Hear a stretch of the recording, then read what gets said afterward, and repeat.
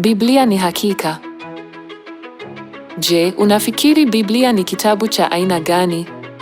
Watu wengi hawaiamini Biblia kwa sababu wanafikiri kwamba Biblia ni kitabu cha historia, riwaya au hadithi. Walakini, sayansi inathibitisha kwamba Biblia ni hakika.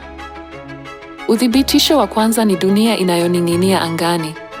Katika Ayubu sura ya 26 mstari wa 7 imeandikwa, Hutandaza anga la kaskazini mahali patupu, naye huining'iniza dunia mahali pasipo na kitu. Huining'iniza dunia mahali pasipo na kitu. Hii ina maana kwamba dunia inaelea angani. Ni jambo la kawaida kwetu leo kwamba dunia inaelea angani, haijasimikwa mahali fulani.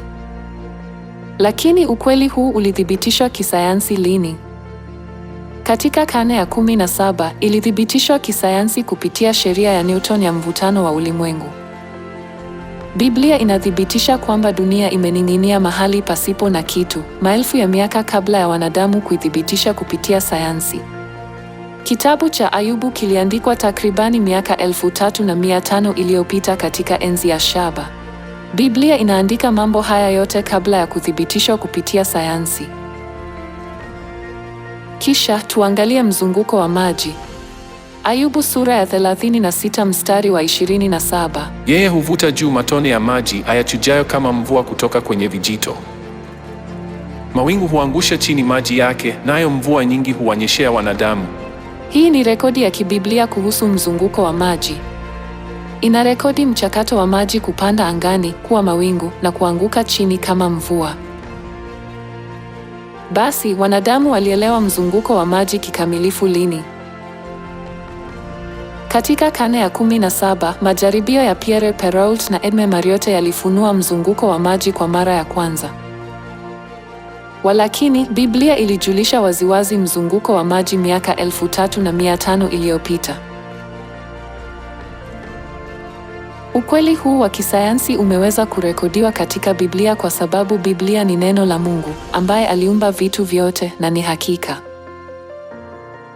Uthibitisho mwingine wa kwamba Biblia ni hakika ni unabii na utimizaji wake. Mungu aliacha unabii mwingi katika Biblia na unabii wote ulitimia ipasavyo. Miongoni mwa unabii mwingi katika Biblia, hebu tuangalie unabii kuhusu Koreshi na utimizaji wake. Waisraeli wa kale walikuwa wamepelekwa utumwani Babeli kwa miaka 70. Koreshi mfalme wa Uajemi alishinda Babeli na kuwaweka huru Waisraeli. Walakini, Koreshi alitoa taarifa ya kushangaza alipowaweka huru Waisraeli.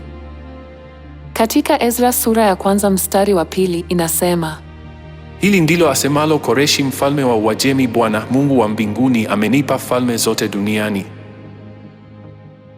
Yeyote wa watu wake miongoni mwenu, Mungu wake na awe pamoja naye, wacha apande kwenda Yerusalemu katika Yuda na kujenga hekalu la Bwana Mungu wa Israeli, Mungu aliyeko huko Yerusalemu.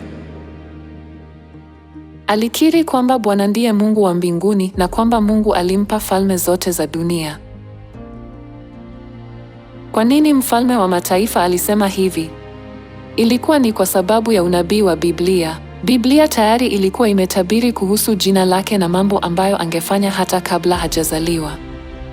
Isaya sura ya 45 mstari wa 1 unasema, Hili ndilo asemalo Bwana kwa mpakwa mafuta wake Koreshi, ambaye nimemshika mkono wake wa kuume kutisha mataifa mbele yake. Nitakwenda mbele yako na kusawazisha milima, nitavunja malango ya shaba na kukatakata mapingo ya chuma. Nitakupa hazina za gizani, mali zilizofichwa mahali pasiri, ili upate kujua ya kwamba mimi ndimi Bwana Mungu wa Israeli, akuitaye kwa jina lako. Kitabu cha Isaya kiliandikwa karibu miaka 170 kabla ya Koreshi kuwaweka huru Waisraeli.